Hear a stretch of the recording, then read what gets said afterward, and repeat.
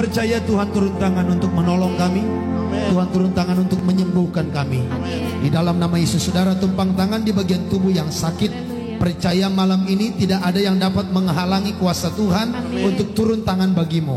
Di dalam nama Yesus, Bapa, Engkau berkata barang siapa percaya kepadamu akan melakukan juga pekerjaan-pekerjaan yang telah Engkau lakukan. Bahkan yang lebih besar daripada pekerjaan itu. Malam ini kami percaya kepada Tuhan Yesus Kristus.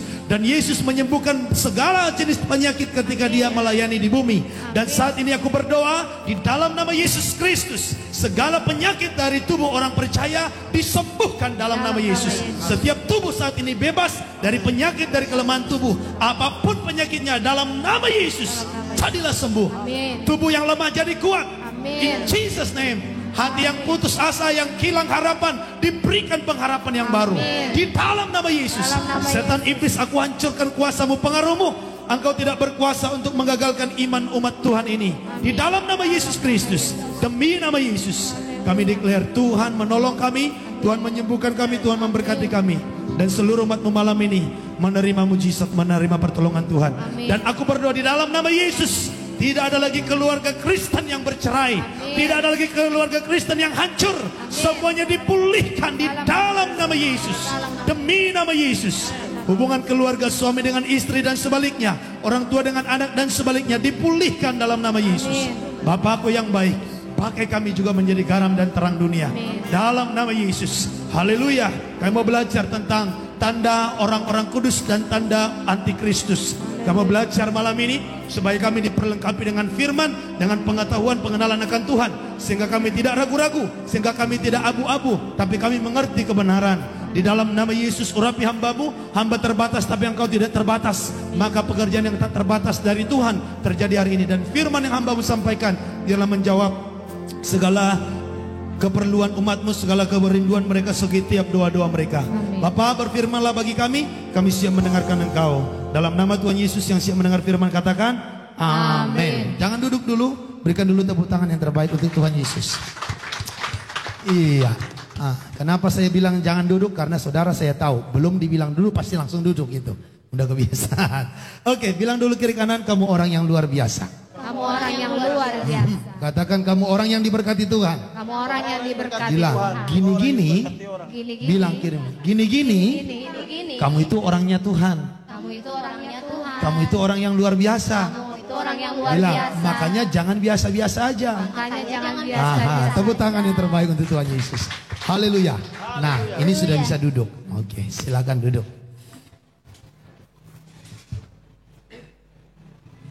Puji Tuhan, shalom. Shalom. Apa kabar saudara? Semangat, diberkati dan menjadi berkat. Kurang mantap, kurang semangat. Apa tadi kurang banyak makan ini ya? Sekali lagi, apa kabar Bapak Ibu Saudaraku? Sehat, semangat, diberkati dan menjadi berkat. Berikan tepuk tangan yang terbaik bagi Tuhan. Haleluya. Alkitab berkata, menurut ucapanmu kau akan dibenarkan, menurut ucapanmu pula kau akan dihukum. Amin. Setiap kata sia-sia yang diucapkan orang harus dipertanggungjawabkannya pada akhir zaman. Ada amin saudaraku? Maka jangan biarkan perkataanmu kamu ucapkan untuk hal-hal yang sia-sia. Perkatakanlah firman, perkatakanlah kebenaran. Ada amin? Bagian kita percaya dan memperkatakan apa yang kita percayai. Bagian Tuhan menggenapi apa yang telah Dia janjikan. Ada amin saudaraku? Iya, saudaraku, malam ini kita akan belajar tentang tanda hamba-hamba Tuhan atau orang-orang kudus atau orang benar dengan bedanya tanda antikristus. Haleluya. Ada banyak ya pendapat-pendapat yang sudah beredar di WA, bahkan juga di media sosial yang lain, yang berkata jikalau orang terima vaksin, dia telah menerima tanda antikristus.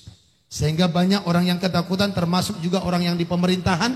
Ada beberapa orang yang bertanya kepada saya, Pak Pendeta, kami ini yang di pemerintahan pasti diwajibkan karena kami garda terdepan. Maka bagaimana Pak? Apakah kami siap terima? Sebenarnya orang yang di pemerintahan dengan orang yang ada di dalam keagamaan, menurut surat keputusan yang sudah saya baca yang beredar itu, sama-sama diutamakan. Jadi orang-orang rohaniawan, orang-orang di pemerintahan itu biasanya diutamakan. Kenapa? Karena orang-orang ini akan bertemu dengan banyak orang.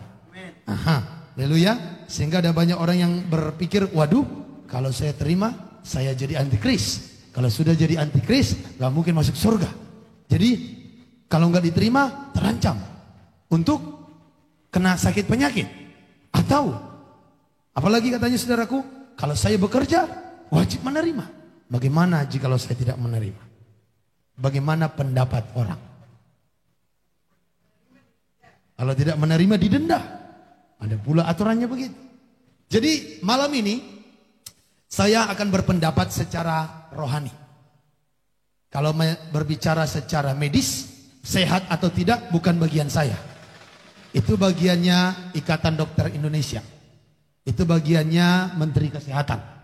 Karena mereka yang tahu ini vaksin terbuat daripada apa dan apa efek sampingnya. Nah, secara kerohanian bagaimana, Pak?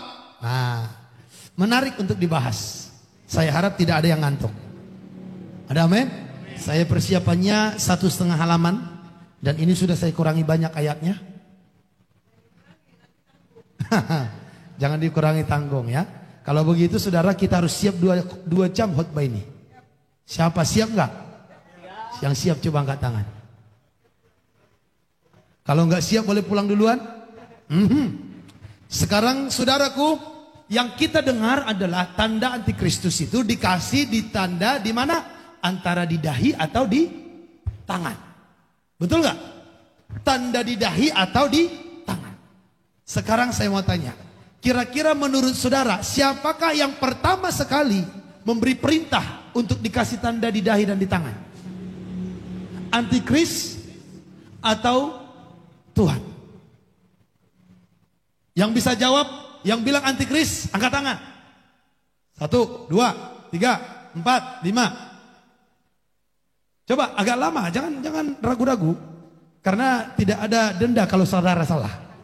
1, 2, 3, 4. Ini bendaranya turun naik ini. Kadang di atas, kadang di bawah. 5 orang, oke. Siapa yang berkata yang pertama kali mengatakan adalah Tuhan? Aha. Coba agak lama.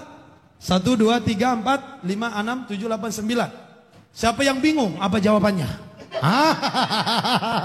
Tepuk tangan untuk Pak Andri. Dia mengaku kalau dia bingung. Mending dia begitu daripada nebak-nebak. Kalau dia angkat tangan aku. Kalau dia nggak angkat tangan, aku nggak angkat tangan. Aduh, yang gini-gini benaran dikasih tanda antikris nanti karena tidak punya pilihan. Nah, haleluya. Saudara, jawaban yang benar adalah yang kedua. Perintah untuk memberikan tanda di dahi dan di tangan kanan. Pada pertama kali yang memberikan perintah itu adalah Tuhan. Diberikan perintah ini supaya orang yang benar-benar hidup di dalam Tuhan dikasih tanda di dahi dan di tangan. Antara dahi ataupun di tangan. Tujuannya adalah untuk membedakan mereka dengan orang yang tidak hidup dalam Tuhan. Nah, setelah sekian lama di kitab Wahyu muncullah si iblis antikristus memotokopi atau memalsukan. Memalsukan apa yang ada dalam Tuhan. Makanya iblis itu suka memalsukan dari kebenaran.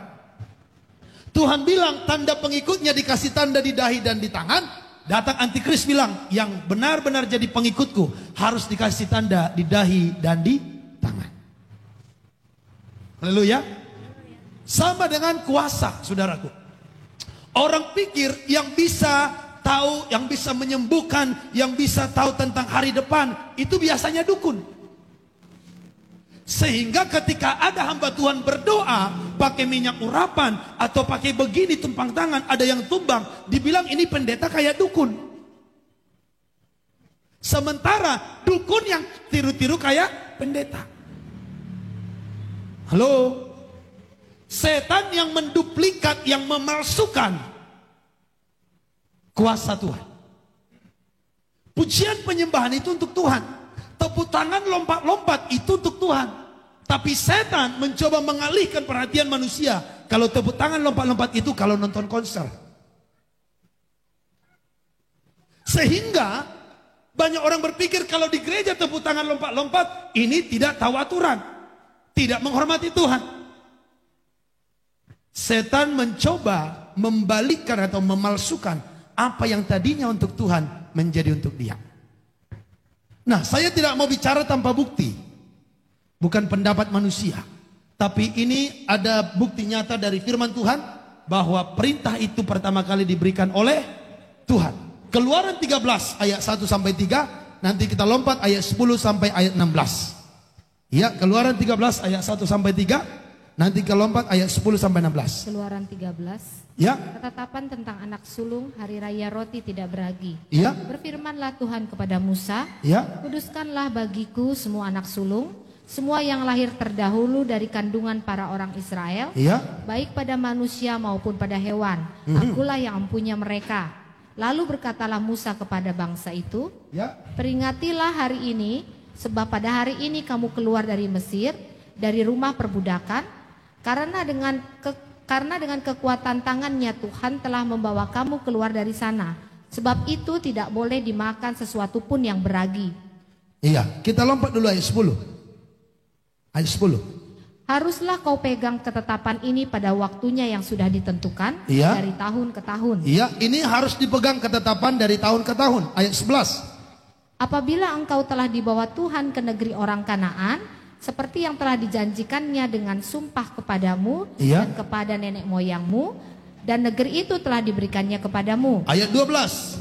Maka haruslah kau persembahkan bagi Tuhan segala yang lahir terdahulu dari kandungan. Iya. Juga setiap kali ada hewan yang kau punyai beranak pertama kali, Iya. anak jantan yang sulung adalah bagi Tuhan. Iya.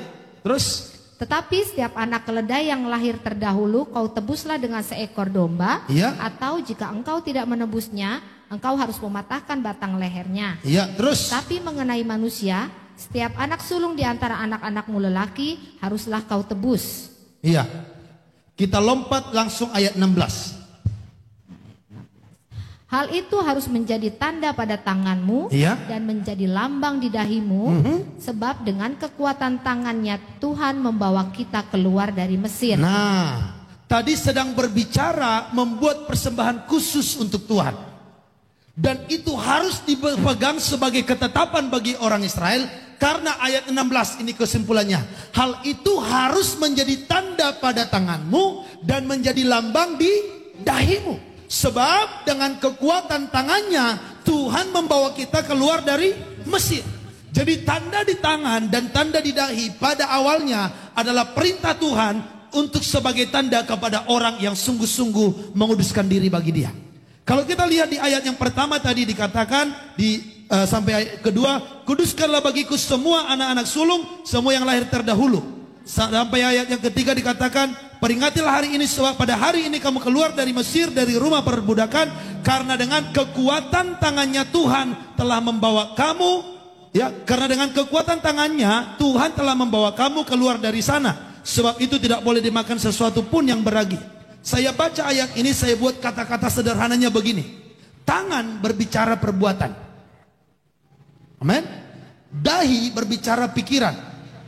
Pikiran, pengertian, dan pikiran, pengertian selalu berhubungan dengan perasaan ataupun hati. Nah, berbicara dikatakan, biarlah ini menjadi tanda pada tanganmu atau pada dahimu. Itu berbicara seluruh perbuatan orang Israel dan seluruh pikirannya harus sesuai dengan firman. Perhatikan baik. Jadi perbuatan dan pengertian kita harus mengakui bahwa kekuasaan Tuhanlah yang membuat kita selamat. Saudara, kalau kita baca nanti di kitab Wahyu tentang antikris, orang yang menerima tandanya itu ialah orang yang menyembah kepada binatang itu dan yang menyembah kepada patungnya. Dalam Keluaran 13 ini, orang Israel dikasih tanda di dahi ataupun di tangan. Itu bukti bahwa orang itu dikuduskan, dikhususkan untuk Tuhan. Itu bukti bahwa kita mengakui kita bisa hidup sampai hari ini karena tangan Tuhan yang menyertai kita. Ada amin? Nanti kita akan belajar tanda yang diberikan itu tanda apa. Haleluya. Apakah tanda yang seperti sekarang tanda hijau? Berarti kalau tanda hijau dia bebas dari demam. Nanti kita akan belajar. Makanya pastikan saudara nangkap ini baik-baik, catat. Kalaupun sekarang nggak mencatat, nanti dengarkan ulang. Karena saya yakin sekali dengar ini nggak akan langsung nangkap. Saya tadi persiapan dari jam 3 sampai hampir jam 6. Saya baca ayatnya bolak-balik. Dan saya persiapkan ini sebelum itu tadi sudah dengar salah satu pendeta yang khotbah tentang ini. Saya baca lagi ayatnya. Jadi pasti nggak akan segampang itu saudara untuk nangkap. Jadi mungkin ini akan beberapa kali kalau Tuhan izinkan untuk kita bahas. Jadi kita sepakat dulu. Tanda di tangan, tanda di pikiran menunjuk kepada biar hati dan pikiran kita, perbuatan kita kuduskan untuk Tuhan. Sama seperti tadi anak laki-laki ataupun anak sulung itu harus dikuduskan bagi Tuhan. Kuduskanlah bagiku semua anak sulung. Dan dalam menguduskan ini dikatakan tadi harus ditebus dengan darah kambing domba ataupun binatang. Dan itu harus menjadi tanda pada tangan dan dahimu. Nah, untuk mendukung statement ini kita coba buka Ulangan 6 ayat 8. Ulangan 6 ayat 8. Ulangan 6 ayat 8. Iya. Haruslah juga engkau mengikatkannya sebagai tanda pada tanganmu. Iya. Dan haruslah itu menjadi lambang di dahimu. Iya. Saudaraku, lagi-lagi dikatakan haruslah engkau mengikatkannya sebagai tanda pada tanganmu. Dan haruslah itu menjadi lambang di dahimu. Apa yang harus diikatkan ini? Kita naik ke ayat 1. Kita lihat. Ya.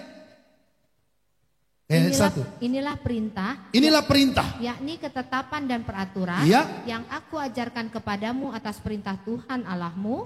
Untuk dilakukan di negeri kemana kamu pergi untuk mendudukinya. Perhatikan apa yang diikatkan pada tangan dan pada dahi itu. Pada yang menjadi tanda itu dikatakan inilah itu. Ayat yang kedua.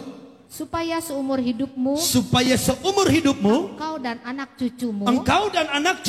Takut akan Tuhan. Terus. Dan berpegang pada segala ketetapan dan perintahnya. Yang kusampaikan kepadamu. Dan supaya lanjut umurmu. Saudara, ternyata berbicara dikasih tanda di tangan dan di dahi. Itu menunjuk kepada makna. Supaya kita dan anak cucu kita takut akan Tuhan. Berpegang kepada ketetapan dan perintahnya seumur hidup kita. Saudara, dalam membaca Alkitab kita harus mengerti bahwa di Alkitab itu ada ayat-ayat kata-kata yang harus diartikan secara simbolis. Ada yang harus diartikan secara hurufiah. Contoh yang harus diartikan secara simbolis gini. Jikalau matamu membuat engkau berdosa, cungkillah matamu. Saudara, jangan artikan ini secara hurufiah. Ini kalau dibilang matamu berbuat dosa, langsung dicungkil. Saya yakin semua laki-laki di sini tidak ada lagi yang punya mata.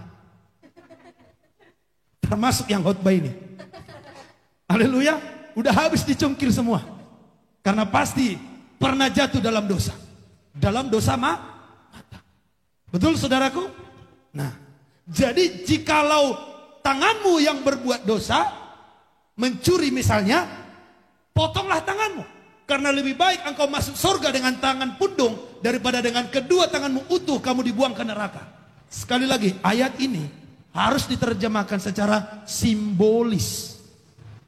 Jangan sampai nanti anakmu mencuri uangmu langsung kau ambil parang, potong seperti firman Tuhan. Haleluya. Makanya belajar Alkitab kita harus lihat konteksnya. Apakah ini diartikan secara hurufiah atau diartikan secara simbolis. Simbol-simbol, makna-makna, perumpamaan-perumpamaan. Haleluya. Apa contohnya yang harus diartikan secara hurufiah? Jangan menceraikan istrimu. Ini enggak usah diterjemahkan. Pasti ini. Apalagi, kejarlah ibadah. Nah, beribadah harus dikejar. Jangan terjemahkan ibadah itu kan bisa sambil tidur. Nah, ini kita harus paham. Nah, menurut ayat ini jikalau saudara baca di ayat yang kedua dikatakan seumur hidupmu kamu harus takut akan Tuhan, berpegang pada segala ketetapan dan perintahnya yang kusampaikan kepadamu. Itulah perintah Tuhan. Dan tadi di ayat yang ke-8 disimpulkan itu harus diikatkan kepada tangan dan juga harus menjadi lambang di dahi.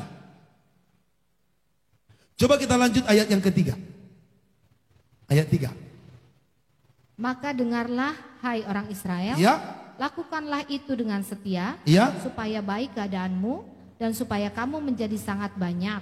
Terus seperti yang dijanjikan Tuhan Allah nenek moyangmu kepadamu di suatu negeri yang berlimpah-limpah susu dan madunya. Ayat 4. Dengarlah hai orang Israel, Tuhan itu Allah kita, Tuhan itu Esa.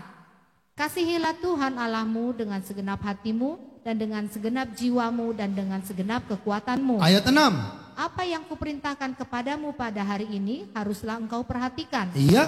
Haruslah engkau mengajarkannya berulang-ulang kepada anak-anakmu. Iya. Dan membicarakannya apabila engkau duduk di rumahmu, apabila engkau sedang dalam perjalanan, apabila engkau berbaring, dan apabila engkau bangun. Dikatakan harus diajarkan berulang-ulang. Apabila sedang duduk di rumah, apabila sedang dalam perjalanan, apabila sedang mau berbaring berarti mau tidur, apabila engkau bangun. Harus diajarkan berulang-ulang. Apa itu yang harus diajarkan di ayat yang kelima? Kasihilah Tuhan Allahmu dengan segenap hatimu dan dengan segenap jiwamu dan dengan segenap kekuatanmu. Dahi menunjuk kepada pikiran. Jiwa itu meliputi pikiran dan perasaan. Berarti menunjuk kepada dahi itu menunjuk kepada jiwa kita yang harus mengasihi Tuhan. Connect dengan ayat 5 itu. Kasihilah Tuhan Allahmu dengan segenap hatimu dan dengan segenap jiwamu dan dengan segenap kekuatanmu. Orang kuat biasanya kalau dia bilang kuat bagaimana tangannya? Coba orang kuat, dia kuat banget, kuat saya ini. Langsung otot tangannya yang ditunjukkan, betul? Dan ternyata berbicara tangan, berbicara perbuatan. Berbicara tangan, berbicara perbuatan. Berbicara dahi, berbicara cara berpikir, pengertian, perasaan. Dan Alkitab memerintahkan kepada kita, kasihilah Tuhan dengan segenap hatimu, dengan segenap jiwamu, dan dengan segenap kekuatanmu. Perasaan, pikiran, itu satu dengan jiwa. Amin. Pikiran biasanya mempengaruhi sikap hati. Apa yang ada di dalam hati seseorang itu juga yang dia pikirkan. Pikiran dengan hati saling berkesinambungan. Jadi kalau ditanya, apa artinya tanda di tangan dan tanda di dahi? Artinya perhatikan baik. Seluruh hidupmu, baik hatimu, baik pikiranmu, baik perbuatanmu, harus taat dan berpegang kepada perintah Tuhan. Mengakui bahwa hidupmu ada karena kasih karunia Tuhan. Amin. Itulah artinya tanda itu. Amin. Dan nanti kita akan lihat perbandingannya dengan tanda yang diberikan oleh antikris. Orang yang menerima tanda itu punya tugas memuji, menyembah binatang itu. Kenapa? Binatang itu melakukan tanda-tanda ajaib sehingga orang menjadi kagum kepadanya. Sehingga perhatikan, berbalik, yang tadinya kita harus kagum dengan Tuhan menjadi kagum dengan binatang. Binatang di sini juga punya makna, bukan nanti binatang benaran keluar, enggak. Alkitab kalau kita belajar berbicara binatang, itu berbicara orang yang tidak takut akan Tuhan. Karena manusia jikalau tidak takut dengan Tuhan disamakan dengan hewan yang akan dibinasakan. Nangkap sampai di sini. Nangkap sampai di sini. Berarti antikris nanti akan berdiri, binatang yang dimaksud adalah orang-orang yang berdiri menentang Tuhan. Karena dia menentang Tuhan, tapi dia punya kuasa. Dia bisa melakukan mujizat. Dan karena dia bisa melakukan mujizat, melakukan hal-hal yang hebat, walaupun menentang Tuhan, banyak orang akan ngikutin sama dia. Mengerti sampai di sini? Nah, nanti kita akan perdalam. Kita lihat lagi Ulangan 11 ayat 18. Ulangan 11 ayat 18. Diperjelas lagi apa arti tanda di tangan dan di dahi. Ya. Ulangan 11 ayat 18. Ya. Tetapi kamu harus menaruh perkataanku ini dalam hatimu dan dalam jiwamu. Ya. Kamu harus mengikatkannya sebagai tanda pada tanganmu. Ya. Dan haruslah itu menjadi lambang di dahimu. Jelas banget ya di sini ya. Kamu harus menaruh perkataanku ini. Perkataan Tuhan itu apa? Firman. Berarti kita harus menaruh firman di dalam hati kita dan di dalam jiwa. Ingat, hati dan jiwa berkaitan. Jiwa itu lambang daripada dahi tadi. Oke? Dan kamu harus mengikatkan sebagai tanda pada tanganmu. Tangan berbicara perbuatan.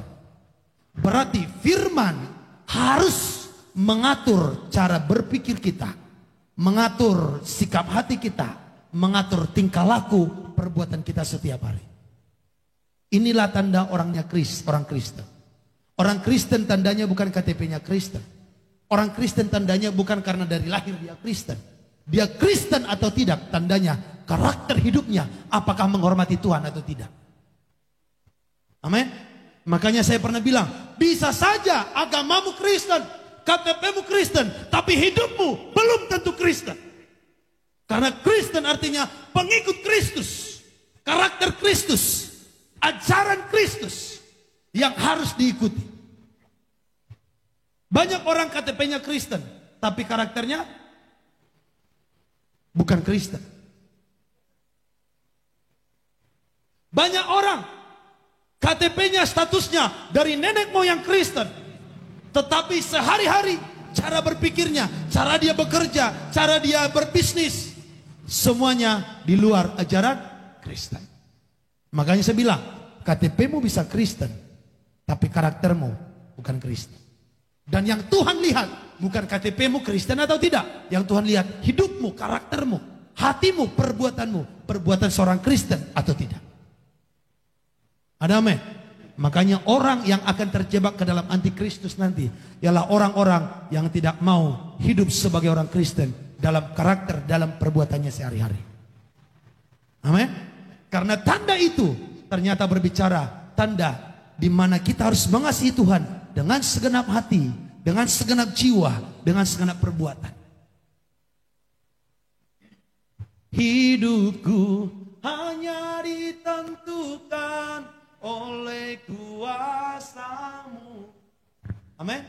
Hidupku di dalam bait pertamanya hanya ditentukan oleh perkataan. Saudara, saya mau tanya, sudahkah hidupmu ditentukan oleh perkataan firman? Halo? Sudahkah hidupmu ditentukan oleh perkataan firman? Ini aminnya ini gak mengkerget nih. Sudahkah hidupmu ditentukan oleh perkataan firman? Amin.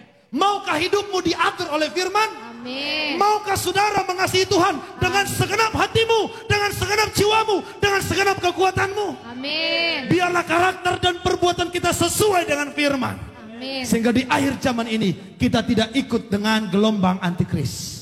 Dengan orang-orang yang ikut antikris. Ada amin saudara? Amin. Kita sekarang lihat. Tanda yang ditaruh di tangan dan di dahi itu bagi orang-orang kudus itu apa? Yehezkiel 9 ayat 4. Yehezkiel pasal 9 ayat 4. Aha. Katakan dulu. Aha. Katakan iya. Iya. Silakan. Ayat 4. 9 ayat 4. Ya. Firman Tuhan kepadanya. Firman Tuhan kepadanya. Berjalanlah dari tengah-tengah kota. Berjalanlah dari tengah-tengah kota. Yaitu Yerusalem. Yaitu Yerusalem. Dan tulislah huruf T pada dahi orang-orang yang berkeluh kesah karena segala perbuatan-perbuatan keji yang dilakukan di sana. Perhatikan, tulislah huruf T. Huruf T di mana? Di dahi. Di dahi setiap orang-orang yang Berkeluh kesah. semua orang enggak. Hanya orang yang berkeluh kesah karena Segala perbuatan. coba dibaca dengan tegas. Segala perbuatan keji yang dilakukan di sana. Di sana itu apa? Yerusalem. Yerusalem itu apa? Tempat ibadah. Jadi orang yang akan menerima tanda huruf T dari Tuhan. Huruf T ini adalah tanda bagi orang-orang kudus. Diberikan ini hanya kepada orang-orang yang berkeluh kesah tentang dosa. Orang-orang yang menangis tentang orang-orang yang tidak hidup dalam kebenaran. Berarti ini orang-orang yang sudah belajar hidup dalam kebenaran. Dan dia merindukan pertobatan jiwa-jiwa. Ada amin. Haleluya. Haleluya. Saya yakin kalau dia belum bertobat, dia tidak akan pernah menangisi orang yang belum bertobat. Jikalau kita belum bertobat, saya yakin kita tidak akan menangis berdoa untuk orang lain bertobat. Hanya orang yang sudah bertobatlah yang pasti berkeluh kesah mendoakan orang-orang yang belum mengenal Tuhan supaya mengenal Tuhan. Dan orang-orang yang seperti ini akan diberikan tanda huruf T. Amin. Siapakah yang memberikan? Saya kasih tahu, bukan pendeta yang memberikan. Karena Tuhan tahu kalau pendeta memberikan, dia pasti kasih keluarganya duluan, walaupun tidak bertobat. Pendeta bisa pilih kasih, tapi yang kasih ini siapa? Malaikat. Tuhan perintahkan malaikat.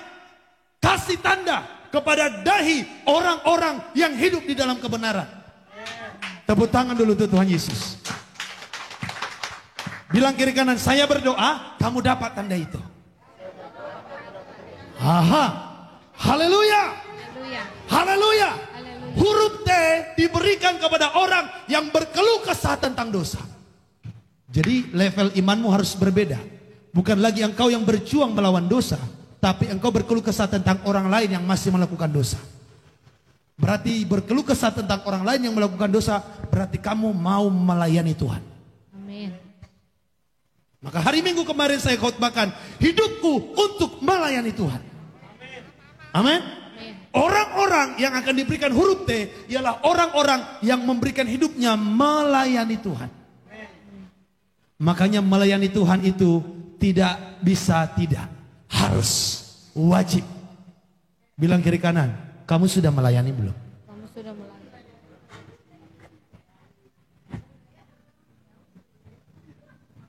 Jangan sampai dulu saudara melayani, sekarang enggak.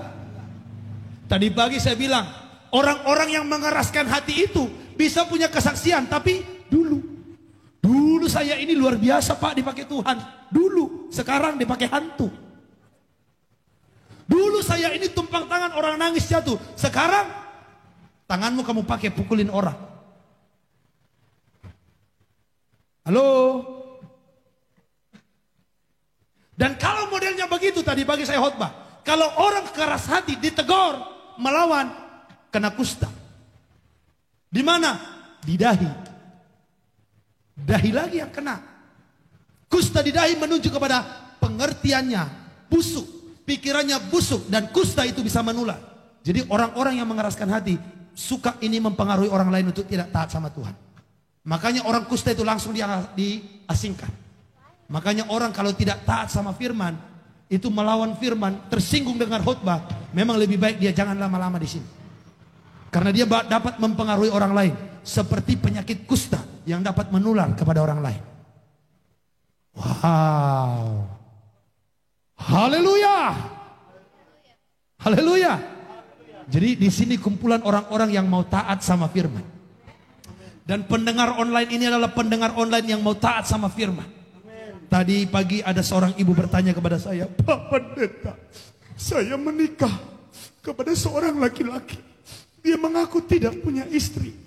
Dulu pernah menikah dia, tapi istrinya udah meninggal. Saya pun suamiku udah meninggal. Saya pikir dia beneran serius Pak. Dia kasih uang nanti untuk uang belanja Pak. Saya ikut Pak. Tapi Bapak tahu nggak Pak? Nyampe di situ saya merasa tertolak. Lalu setelah sekian bulan saya dengar dari tetangga, dia punya istri yang lain ternyata. Dan si Bapak ini tidak menggenapi janjinya akan kasih uang belanja. Dia kasih uang belanja kalau dia lagi mood, kalau lagi berantem, gak dikasih. Lalu ibu ini tanya sama saya, Pak, saya tanya kepada pendeta. Dia bilang saya harus tinggalkan. Bagaimana menurut Pak Pendeta? Memang sekarang saya udah tinggalkan Pak, tapi saya merasa jangan sampai nanti saya salah. Saya bilang, saya setuju dengan pendeta yang kau tanya itu. Memang harus kau tinggalkan, karena engkau bukan istrinya yang sah di hadapan Tuhan. Yang sah adalah sebelum kamu itu. Tapi Pak, mereka udah pisah, gak ada urusan. Karena mereka masih sah di hadapan Tuhan. Walaupun kata orang mereka udah pisah. Karena apa yang dipersatukan Allah tidak dapat diceraikan oleh manusia. Lalu dia tanya, Pak, tapi keluarga semua menjadi menyerang saya. Bilang, silakan kalian semua bersatu melawan saya kalau itu karena firman. Anda kata seluruh dunia lawan ibu. Kalau ibu melakukan firman, lebih baik mati karena ikut Tuhan daripada ikut dengan orang banyak tapi akhirnya melawan Tuhan. Jikalau ibu beserta dengan Tuhan, manusia siapapun yang melawan kau, masih ada Tuhan yang bela. Tapi jika kalau kamu ikut manusia, kamu melawan Tuhan, sebanyak manusia apapun menjadi temanmu, kalau Tuhan lawanmu, tidak ada yang dapat melepaskan kau dari tangan Tuhan. Ibu ini langsung menangis. Dia bilang, iya Pak, aku mau lakukan firman. Iya, harus. Kita doakan. Dan dia bilang, makasih Pak Pendeta. Firman hari ini juga mesbah doa pagi sangat memberkati hidup saya. Wow, tepuk tangan dulu untuk Tuhan Yesus. Kembali ke dalam Yehezkiel pasal 9. Dikatakan orang itu dikasih huruf T. Tahukah saudara huruf T itu apa artinya? Dalam bahasa Ibrani, huruf yang terakhir itu adalah huruf T. Kita ada berapa abjad? 20? 25 atau 26? 26. 25 atau 26? 26. Dalam surat Ibrani, huruf itu hanya 22. Dan T adalah huruf terakhir.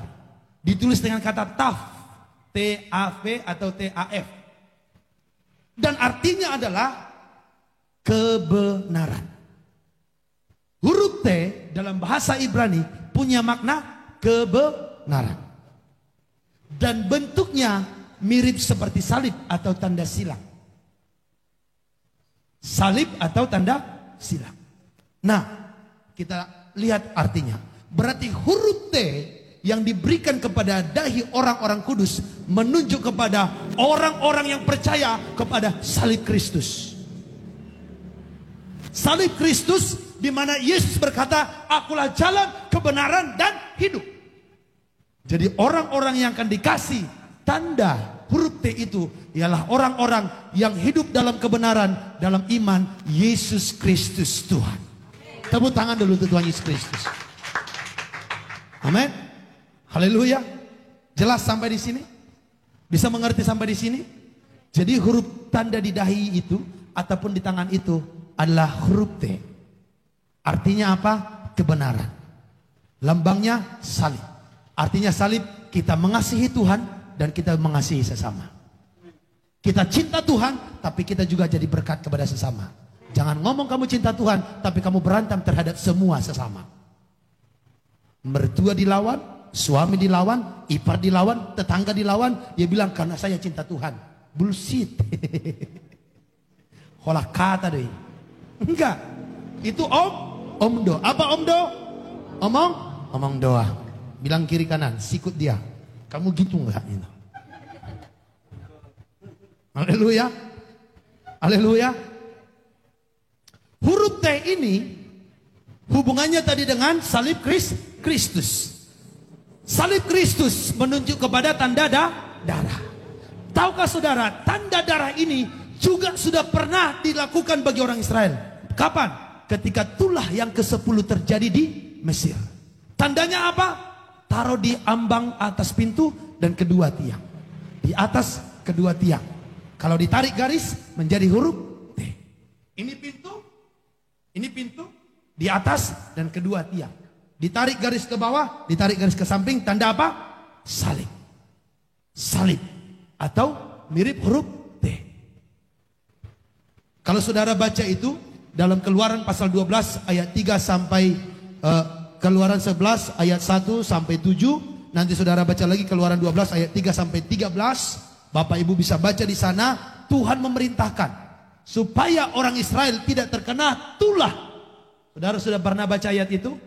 Kita baca sekarang atau tidak? Baca, oke, baca deh. Supaya tahu ya. Nanti menghayal pula. Pintar-pintar Pak. Oke, Keluaran 11 ayat 1 dulu. Berarti saudara harus siap. Waktunya agak lebih lama hari ini. Keluaran 11 ayat 1, tulah ke-10 diberitahukan. Iya. Berfirmanlah Tuhan kepada Musa, Aku akan mendatangkan satu tulah lagi atas Fir'aun dan atas Mesir. Apa yang akan didatangkan? Sesudah itu satu tulah lagi. Ya, satu tulah lagi. Terus? Sesudah itu ia akan membiarkan kamu pergi dari sini. Iya. Apabila ia membiarkan kamu pergi, ia akan benar-benar mengusir kamu dari sini. Iya, satu tulah lagi akan didatangkan. Tulah itu seperti apa? Ayat 4.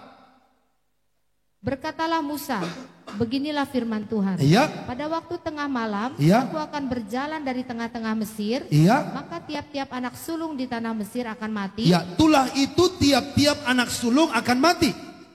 Apa yang membuat mereka mati? Karena Tuhan berjalan di tengah-tengah Mesir. Terus? Dari anak sulung Fir'aun yang duduk di tahtanya. Dari anak sulung raja atau presiden. Terus? Di tahtanya sampai kepada anak sulung budak perempuan. Ya, daripada pemerintah tertinggi sampai dengan yang terendah rakyat jelata. Terus anak sulungnya semuanya mati. Terus? Dan keseruan yang hebat akan terjadi di seluruh tanah Mesir. Seperti yang belum pernah terjadi dan seperti yang tidak akan ada lagi. Iya, jadi anak sulung Firaun mati, raja, anak sulung para pegawainya mati, anak sulung para budak-budaknya mati, bahkan anak sulung segala hewannya juga ikut mati. Karena kematian ini seruan hebat terjadi di seluruh Mesir. Ada ratap dan isak tangis. Di mana kita berkata seperti belum pernah terjadi dan tidak akan terjadi lagi. Kan belum pernah terjadi. Satu negara semua anak sulungnya mati. Belum pernah terjadi. Mulai daripada pemerintahnya sampai rakyatnya. Haleluya.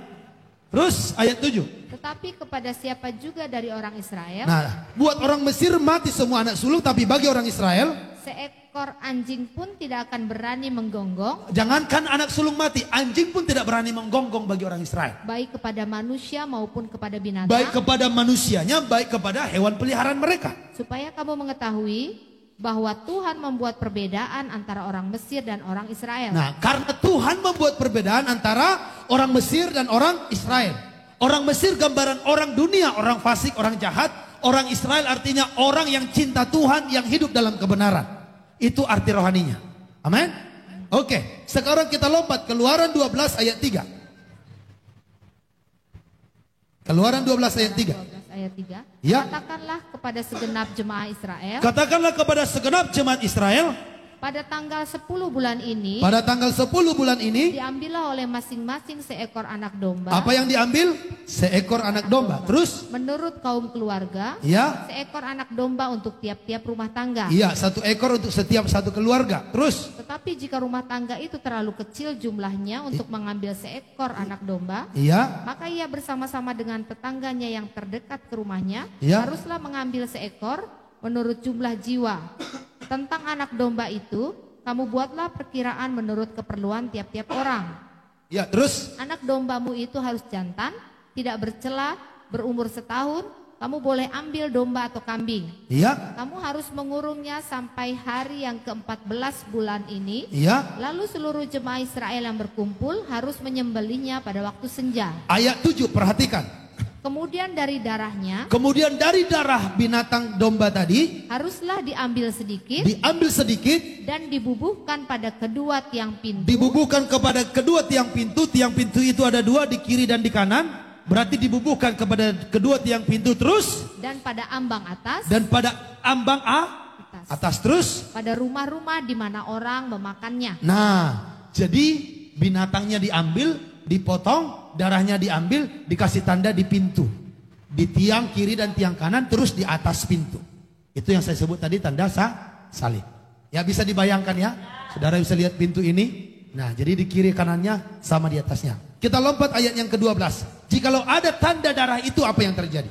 Sebab pada malam ini aku akan menjalani tanah Mesir. Aku akan menjalani tanah Mesir Dan semua anak sulung. dan semua anak sulung. Dari anak manusia sampai anak binatang. Iya. Akan kubunuh. Perhatikan, dari anak manusia sampai anak binatang akan kubunuh. Dan kepada semua Allah di Mesir akan kutunjukkan hukuman. Akulah Tuhan. Nah, terus? Dan darah itu menjadi tanda bagimu pada rumah-rumah di mana kamu tinggal. Iya, untuk orang Mesir, anak sulung dari manusia sampai binatangnya dibunuh. Tetapi untuk rumah-rumah orang Israel yang ada tanda darah itu, apa yang terjadi? Apabila aku melihat darah Apabila aku melihat tanda darah yang berbentuk salib tadi, terus? itu, maka aku akan lewat Aku akan lewat daripadamu, terus? Jadi tidak akan ada tulah kemusnahan di tengah-tengah kamu. Iya. Apabila aku menghukum tanah Mesir. Katakan amin. Amin. Jikalau kita percaya kepada Yesus Kristus yang disalibkan, itulah anak domba Allah yang kudus, yang tak bercacat, tak bercela. Kita hidup di dalam kebenarannya. Tanda darah Yesus yang ada dalam diri kita itu, yang juga dibuat oleh malaikat itu, akan menjadi tanda kepada Tuhan bahwa kita di hari penghakiman, di hari murka Allah dicerahkan, harus dilewatkan, tidak akan menanggung segala tulah kemusnahan itu. Amin. Tidak akan ada tulah kemusnahan yang terjadi di tengah-tengah orang yang hidup di dalam kebenaran, yang percaya kepada Tuhan Yesus Kristus. Ada amin. Haleluya. Makanya jangan tukarkan Yesus dengan apapun. Amin. Huruf T adalah tanda salib. Salib berbicara tanda darah. Darah siapa? Darah Yesus. Orang yang akan diselamatkan itu ialah orang yang penuh dengan tanda darah Yesus. Darahmu Yesus sucikan daku. Darahmu Yesus bebaskanku. Darahmu Yesus ubahkan daku. Ku dijadikan baru. Darah Yesus menjadikan kita hidup yang baru seperti apa? Tidak lagi hidup dalam dosa. Amin. Jadi orang percaya yang dikasih tanda di tangan dan di dahi ialah orang yang tidak lagi diperbudak oleh dosa. Tanya kiri kanan, kamu diperbudak oleh apa sekarang?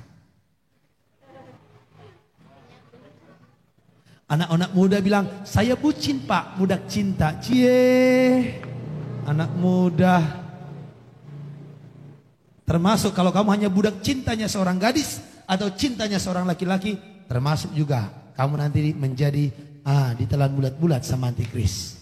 Kamu harus menjadi budaknya kebenaran, budaknya firman Tuhan, harus hidup dalam kebenaran. Bilang kiri kanan, kamu sudah hidup dalam kebenaran?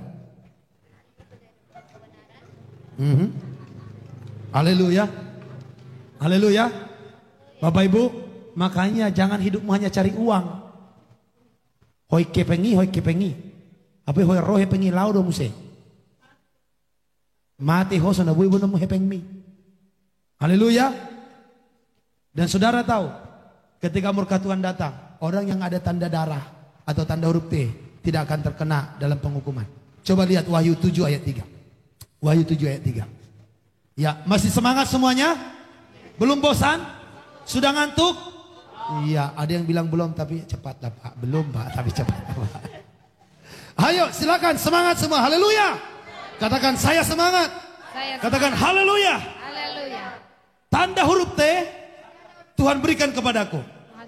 Sudah siap ayatnya? Wahyu 7 ayat 3. Iya, silakan. Katanya, janganlah merusakkan bumi atau laut. Jangan merusakkan bumi atau laut. Atau pohon-pohon sebelum kami memateraikan hamba-hamba Allah kami pada dahi mereka. Saudara tahu nggak? Sebelum tanda huruf T dikasih kepada hamba-hamba Tuhan, murka Tuhan tidak akan menimpa laut dan bumi. Bumi dan laut tidak akan dirusakkan sebelum hamba-hamba Tuhan menerima tanda huruf T. Amin. Makanya Yesus berkata, sebelum genap jumlah orang percaya, maka murka Tuhan tidak akan ditimpakan ke bumi ini. Ada amin? Kita lihat Wahyu 9 ayat 4. Wahyu 9 ayat 4. Wahyu 9 ayat 4. Iya. Dan kepada mereka dipesankan. Nah, apa yang dipesankan? Supaya mereka jangan merusakkan rumput-rumput di bumi. Iya. Atau tumbuh-tumbuhan. Iya. Atau ataupun pohon-pohon. Iya. Melainkan hanya manusia yang tidak memakai materai Allah di dahinya. Ya, manusia yang tidak memakai materai Allah di dahinya harus dirusak atau disiksa. Lihat ayat 5. Dan mereka diperkenankan bukan untuk membunuh manusia, iya, melainkan hanya untuk menyiksa mereka 5 bulan lamanya. Iya. Dan siksaan itu seperti siksaan kalajengking iya, apabila ia menyengat manusia. Nah, orang-orang yang tidak punya huruf tanda huruf T, yang tidak percaya Yesus, tidak hidup dalam kebenaran, akan tersiksa hidupnya seperti siksaan yang disengat kalajengking. Berapa lama? 5 bulan lamanya. Amango yamang. Tertahu don, 1 jam saja digigit semut itu, aduh, udah lompat-lompat kita, betul nggak? Ini digigit jengking. Berapa lama? 5 bulan. Walaupun tempat tidurmu paling empuk sedunia, kalau kau digigit jengking, tidak bisa tidur. Walaupun AC-mu bisa otomatis buat dingin atau panas, kalau kau digigit jengking, nggak bisa nyaman tidur. Bagaimana supaya huruf T itu diberikan? Hidup dalam kebenaran. Jangan lagi hidup diperbudak oleh dosa. Tapi jikalau kamu tidak punya huruf T, maka kamu akan disengat oleh kalajengking. 5 bulan lamanya. Dan apa yang terjadi dengan orang ini selama 5 bulan? Ayat 6. Dan pada masa itu orang-orang akan mencari maut. Karena saking sakitnya orang pengen bunuh diri. Tetapi mereka tidak akan menemukannya. Tapi yang mengesankan atau yang aneh, orang mau bunuh diri gak bisa. Jadi andai kata dia pergi ke mall, dia lompat dari lantai paling tinggi ke bawah, dia jatuh ke bawah, dia bisa patah tulang, patah semua, tapi dia tidak mati. Makin mengerikan ya. Dia ambil pisau, dia potong urat nadinya, darahnya terkuras, tapi dia tidak mati. Maut melarikan diri. Terus. Dan mereka akan ingin mati. Mereka ingin mati. Tetapi maut lari dari Nah, mereka. bayangkan, maut lari dari. Bisa mereka kena tabrak, udah patah sampai lehernya, tapi tidak mati. Maut melarikan diri. Ini terjadi kepada siapa? Orang-orang yang tidak punya tanda huruf T. Apa itu artinya huruf T? Tanda kebenaran. Jadi Bapak Ibu, di akhir zaman ini nggak ada lagi kesempatan untuk kita tidak sungguh-sungguh dengan Tuhan. Ada amin? Kita lihat Wahyu 14 ayat 1. Ini baru setengah. Wahyu 14 ayat 1. Wahyu 14 ayat 1. Ya. Anak domba dan pengikutnya yang ditebusnya. Iya. Dan aku melihat. Sesungguhnya anak domba berdiri di bukit Sion. Iya. Dan bersama-sama dengan dia. Tuhan akan berdiri bersama-sama dengan orang-orang yang 44.000 berapa ini? 144.000 orang. Siapa mereka itu? Coba. Dan di dahi mereka tertulis namanya dan nama bapaknya. Saudara perhatikan baik. Tanda di dahi itu tadi huruf T. Dalam Wahyu 14 ayat 1 dijelaskan huruf T itu adalah namanya dan nama bapaknya. Nya di sini kepada anak domba Allah, yaitu Yesus. Berarti nama huruf T itu berarti menunjuk kepada nama Tuhan Yesus Kristus. Saudara, nanti malaikat akan lihat di dalam siapa yang ada benar-benar Kristus. Malaikat akan jalan-jalan, dilihat ke Cengkareng. Yang sudah dikotbahin ini pas di hari Kamis tanggal 14 Januari 2021, Pendeta Marpaung sudah khutbah supaya hidup dalam kebenaran, sehingga ketika malaikat datang diberikan tanda huruf T. Dilihatlah nanti satu-satu. Dari anak-anak muda dulu dilihat. Oh, siapa dia pura-pura duduk di sini tapi pikirannya sama game. Dilihat dulu, dicek. Oh, mereka enggak. Mereka sudah bertobat sejak malam itu. Haleluya. Amin. Nah, saudaraku, kalau benar anak-anak muda ini sudah bertobat, dikasihlah tanda huruf T. Dilihat lagi kepada opung-opung yang sudah bapak-bapak. Dilihat, ini walaupun yang muda yang khutbah kira-kira terima enggak dia? Atau dia pikir, nama atas semalho. Unggurang gue pisirah walang syako. Haleluya. Lebih banyak saya makan garam daripada kau. Kira-kira diterima enggak? Kalau diterima, dikasih tanda huruf T. Huruf T itu menunjuk kepada nama anaknya dan nama bapaknya. Apa itu namanya? Yesus Kristus. Ada amin sampai di sini? Haleluya. Jadi tanda hamba-hamba Tuhan atau orang-orang kudus ialah tanda huruf T. Tanda kebenaran, tanda kekudusan, tanda ketaatan, tanda hidup dalam Yesus. Nah, sekarang tanda antikris apa? Kita lihat Wahyu 13 ayat 8. Wahyu 13 ayat 8. Wahyu 13 ayat 8. Iya. Dan semua orang yang diam di atas bumi akan menyembahnya. Iya. Yaitu setiap orang yang namanya tidak tertulis sejak dunia dijadikan di dalam kitab kehidupan dari anak domba yang telah disembelih. Saudara, semua orang yang akan menerima tanda ini adalah orang yang menyembah binatang itu. Coba kita lihat di Wahyu 13 ayatnya yang ke-18. Dari 17. Wahyu 17 dan 18. Iya. Dan tidak seorang pun yang dapat membeli atau menjual selain daripada mereka yang memakai tanda itu, yaitu nama binatang itu atau bilangan namanya. Yang penting di sini ialah hikmat. Barang siapa yang bijaksana, baiklah ia menghitung bilangan binatang itu, karena bilangan itu adalah bilangan seorang manusia, dan bilangannya ialah 666. Bilangannya 666. Dikatakan itu tanda binatang. Ditaruh di mana di ayat 16? Dan ia menyebabkan sehingga kepada semua orang, kecil atau besar, kaya atau miskin, merdeka atau hamba, diberi tanda pada tangan kanannya atau pada dahinya. Nah, niru-niru Tuhan kan? Tadi yang suruh kasih tanda di tangan dan di dahi siapa? Tuhan. Si iblis ikut-ikutan. Dibilang, kalau kalian menyembah aku, kalian dikasih tanda ya. baik yang kecil atau besar, gendut atau kurus, tinggi atau pendek. Haleluya, kaya atau miskin, pejabat atau rakyat biasa. Dikasih tanda pada tangan atau dahinya. Tanda apa? Tanda binatang. Dikatakan dan tidak seorang pun yang dapat membeli atau menjual selain daripada mereka yang memakai tanda itu. Yaitu apa tandanya? Tandanya itu adalah tanda nama binatang atau bilangan namanya. Alkitab nggak jelas memberitahu apakah itu nama atau bilangan nama. Dia masih pakai atau. Tapi kita akan bedah hari ini, ciri-cirinya ada. Orang-orang yang ikut ke sini ada ciri-cirinya. Ketahuan kok dari sekarang. Ketahuan. Nanti setelah khotbah ini ketahuan. Kira-kira yang di sampingmu ikut kemana dia nanti.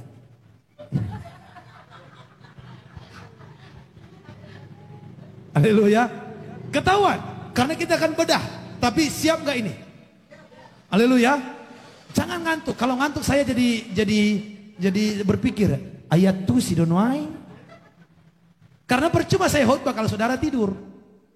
Ya lalu sih memang tahu. Haleluya.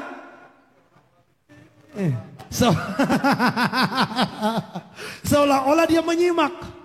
Tahu-tahu dia pikir, aduh tadi Indomie sudah saya siapkan. Ada telurnya udah mantap itu. Katanya pula di sini. Oke, sekarang kita bedah. Dikasih tanda di tangan dan di dahi. Tanda itu kepada orang penyembah binatang. Nah, binatang yang disembah ini seperti apa? Kita mulai dari Wahyu pasal yang pertama.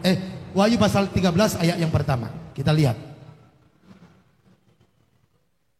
Wahyu 13 ayat 1. Ya. Dan ia tinggal berdiri di pantai laut. Ya. Lalu aku melihat seekor binatang keluar dari dalam laut. Ya. Bertanduk 10 dan berkepala 7.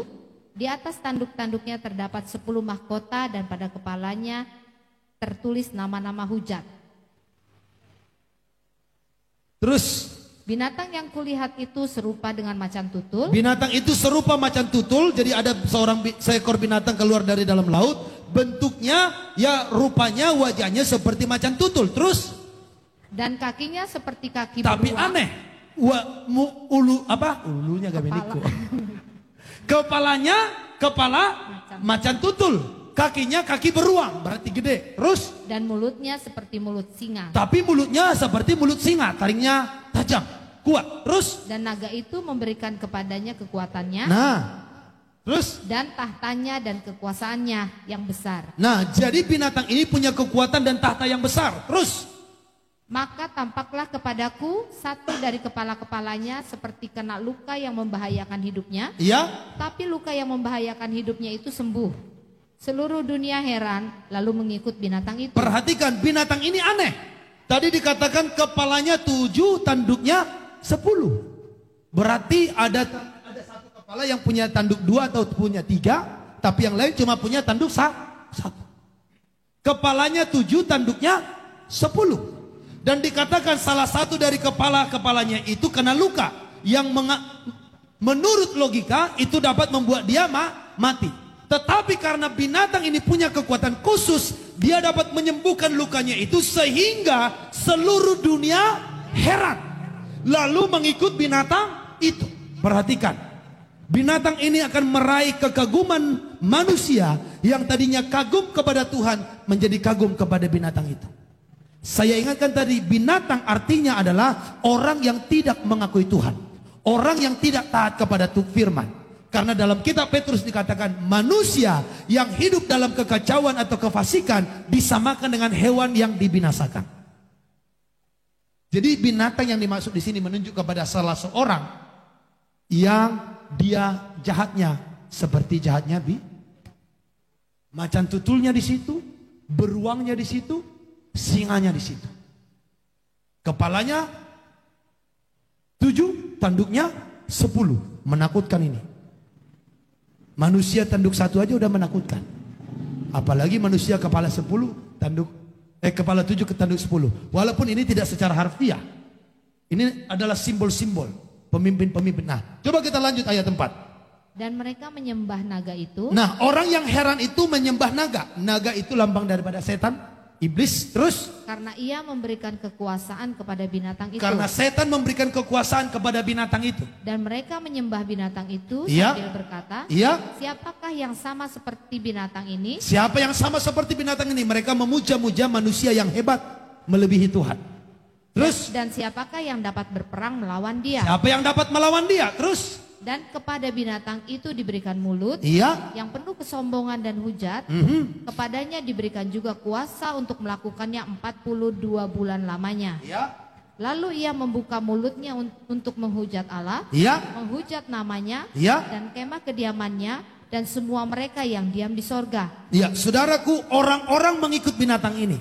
Dan binatang ini dikatakan dia punya sifat seperti ini. Perhatikan, binatang itu punya mulut yang penuh dengan kesombongan. Mulutnya ngomongnya sombong.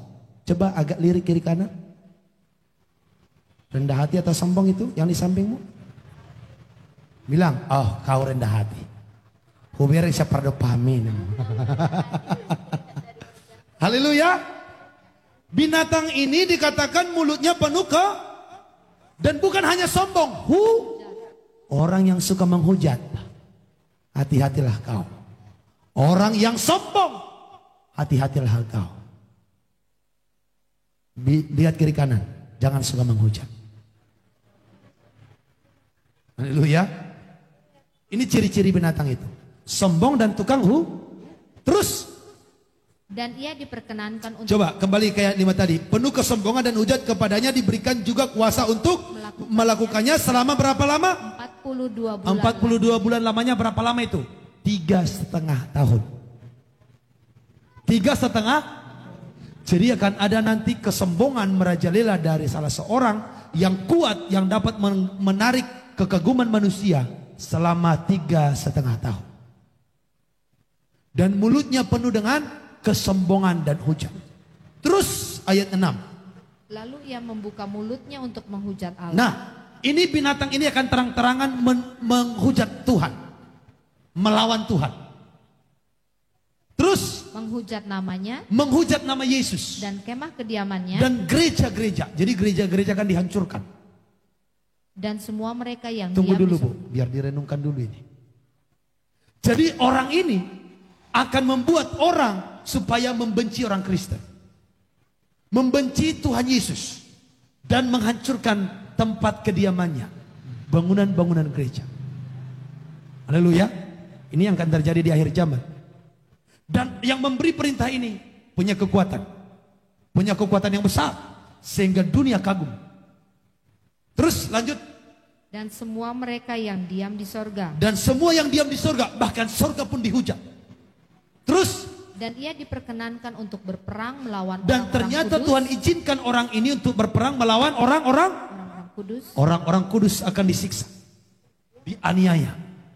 Terus. Dan untuk mengalahkan mereka. Untuk mengalahkan mereka. Seolah-olah kalah. Jadi saudara jangan kaget nanti. Kalau ada tiba-tiba terjadi peperangan. Orang-orang Kristen dibunuh. Seperti yang baru-baru ini terjadi di Palu, Sulawesi Tengah. Disigit itu yang disigit. Itu kan orang Kristen langsung dipotong kepalanya. Kira-kira seperti itu nanti Tuhan izinkan terjadi. Dan orang yang melakukan ini punya kekuatan yang besar. Sehingga orang ikut dengan dia. Ayat yang ke-7.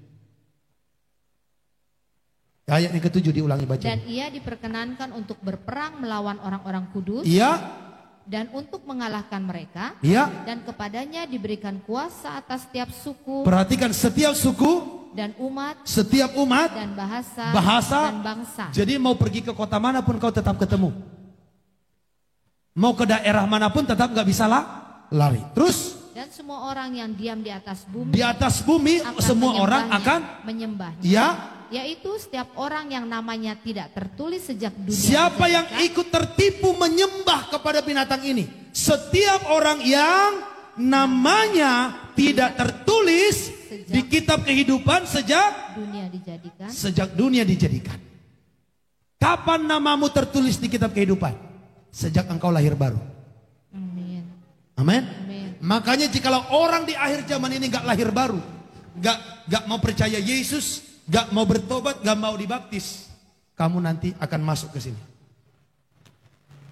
Orang-orang yang akan menyembah binatang itu ialah orang-orang yang tidak lahir baru. Atau bahasa Alkitab yang namanya tidak pernah tercatat di kitab kehidupan. Kapan namamu dicatat di kitab kehidupan? Ketika engkau lahir baru. Makanya lahir baru itu langkah awal. Udah dibilang ayo percaya, bertobat, dibaptis, masih kekeh. Nah, inilah bagianmu nanti. Sebagai hamba Tuhan saya sudah sampaikan kebenaran. Saya tidak dituntut lagi di hadapan Tuhan. Masing-masing kita mempertanggungjawabkan keputusan kita. Demikian juga Bapak Ibu yang di rumah. Jikalau kamu belum dibaptis, dibaptislah segera. Kalau tidak, kamu termasuk di sini. Baptisan itu tanda orang percaya, tanda orang bertobat. Jadi jikalau kamu ngaku dibaptis tapi belum bertobat, baptisanmu tidak sah. Bahkan kamu tidak tahu percaya Yesus tapi dibaptis, kamu bukan dibaptis. Karena baptisan itu hanya diberikan kepada orang yang percaya dan bertobat. Jikalau belum percaya dan belum bertobat, Yohanes dalam kitab Matius pasal 3 mengusir orang-orang yang mau dibaptis tapi tidak bertobat. Saudara, kita lihat ayatnya. Matius pasal 3. Matius pasal 3 ayat yang ke-7. Ya. Matius 3 ayat 7. Iya. Tetapi waktu ia melihat banyak orang Waktu Farisi Yohanes melihat banyak orang-orang Farisi dan orang Saduki datang untuk dibaptis. Berkatalah ia kepada mereka, iya, hai kamu keturunan ular beludak. Terus siapakah yang mengatakan kepada kamu iya, bahwa kamu dapat melarikan diri dari murka yang akan siapa datang? yang bilang kamu bisa melarikan diri dari murka yang akan datang? Terus Jadi hasilkanlah buah yang sesuai dengan pertobatan. Jadi hasilkanlah buah yang sesuai dengan pertobatan. Orang ini mau dibaptis tapi ditengking sama Yohanes. Kenapa? Dia tidak hidup dalam pertobatan. Yang dibaptis itu ialah orang yang bertobat. Kita lihat buktinya. Betul gak orang yang bertobat? Ayat 5 dan 6. Ya. Maka datanglah kepadanya penduduk dari Yerusalem. Ya. Dari seluruh Yudea. Dari seluruh Yudea datanglah penduduk Yerusalem. Terus. Dan dari seluruh daerah. Dari seluruh daerah Yordan. Terus. Lalu sambil mengaku dosanya. Perhatikan. Lalu sambil mengaku dosanya. Terus. Mereka dibaptis oleh Yohanes di sungai Yordan. Pertanyaan saya. Yang mengaku dirinya sudah dibaptis. Waktu dibaptis kamu sambil mengaku dosa enggak? Boro-boro mengaku dosa.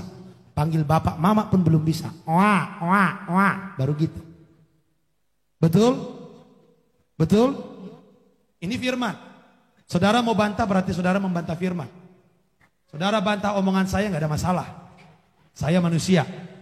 Tapi saudara membantah firman, urusanmu dengan Tuhan. Mau tersinggung? Tersinggunglah sama Tuhan. Bilang, Tuhan tersinggung aku. Kenapa dia baptisnya harus sambil mengaku dosa? Bilang aja sama Tuhan.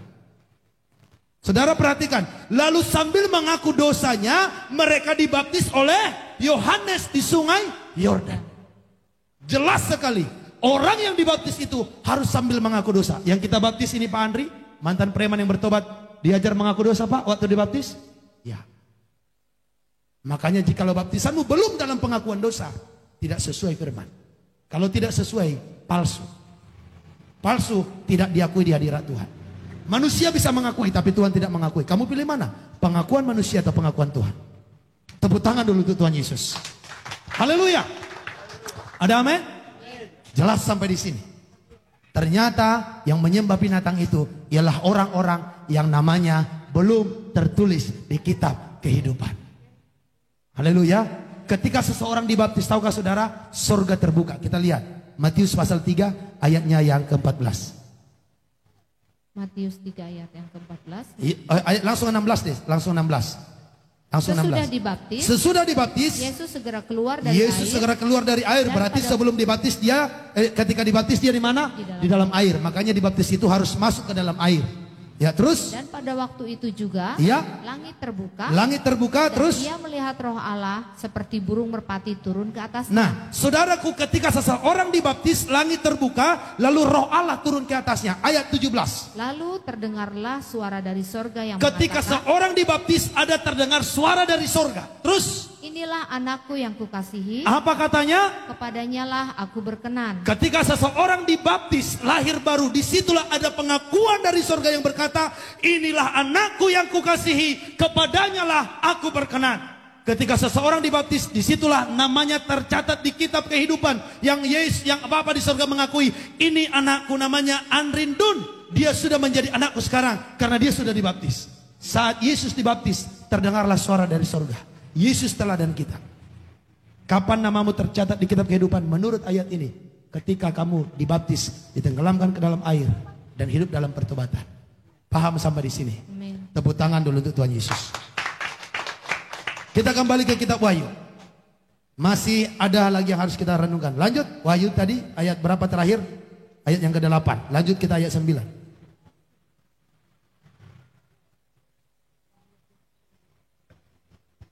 Wahyu 7 ayat 8.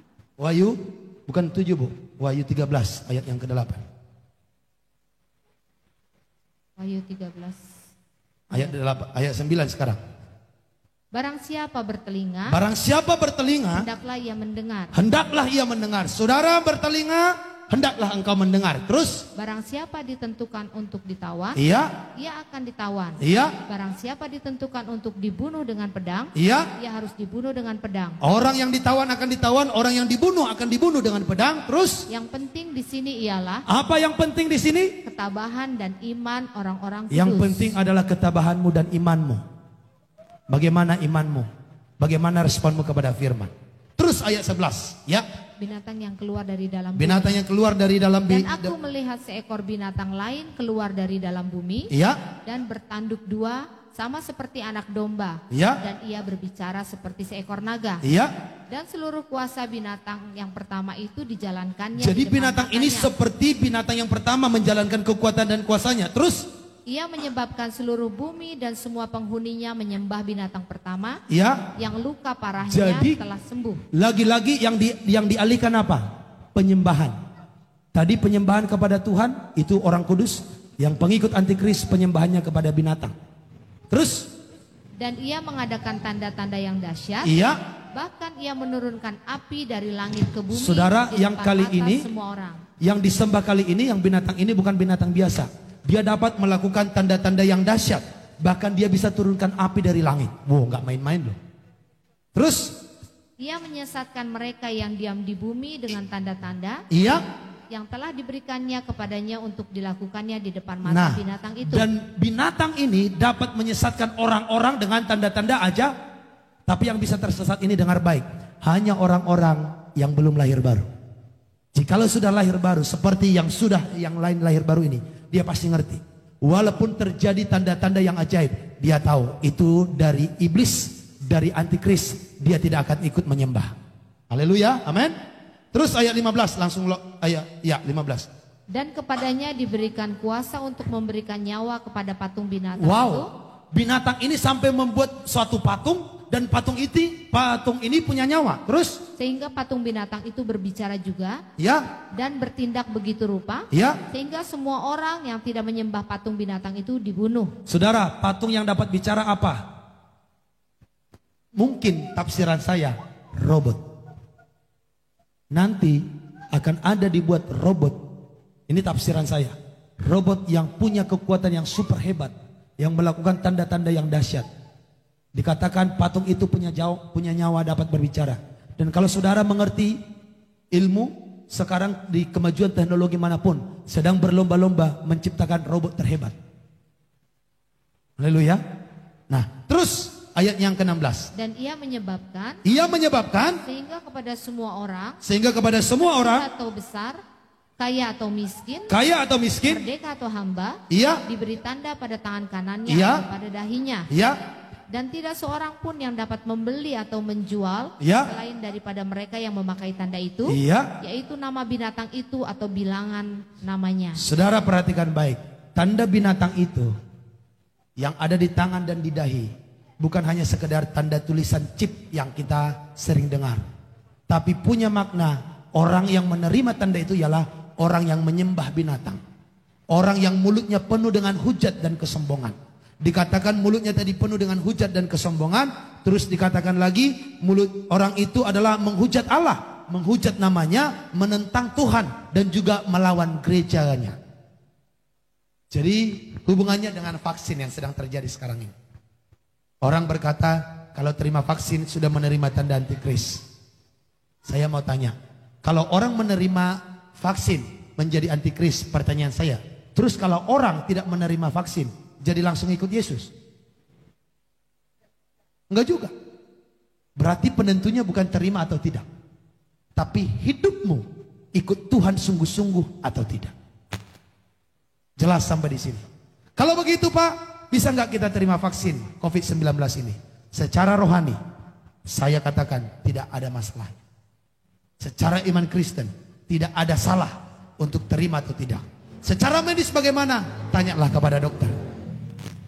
Saya tidak mau mencampuri. Tapi yang dilakukan di bangsa kita, Presiden mengasih teladan, dia siap divaksin duluan. Untuk memberikan kepercayaan kepada masyarakat Indonesia, rakyat Indonesia, bahwa untuk vaksin ini telah diusahakan semaksimal mungkin tidak membahayakan kepada orang yang divaksin secara kesehatan. Secara rohani gimana? Tidak ada kaitannya. Amin. Karena ternyata tanda di tangan dan di dahi itu menunjuk kepada hidup dan perbuatanmu yang menyembah Tuhan atau tidak. Ada amin?